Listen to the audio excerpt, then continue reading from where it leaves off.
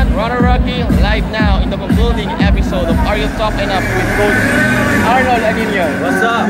Yes, Coach. Sa tingin nyo as a coach, what do you think is the hardest challenge na pinagdaanan ng ating mga competitors? I think the hardest challenge is not willing to give up.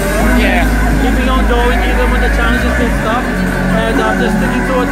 But more importantly, overcoming the pressure. There's a lot of pressure here today. Yes. And these guys overcame that pressure. I'm so proud of them. Yes. So ano yung mga best na naituro nyo na techniques kay Renz to be the toughest Pinoy? You know what? Renz is young. Yeah, and 20 years old. All I did was I just pushed him and just reminded him to just soak in that pressure. Yeah. And just be in the moment. Be in the moment and win. Yeah. And just take it. And he win. Also, he did. Okay, congratulations, Coach Arnold. And after this, do you be in the next season, next year? We'll see, man. We'll see. It was a successful run. We'll see how it goes. Yes. Thank you and congrats. Thank you so much.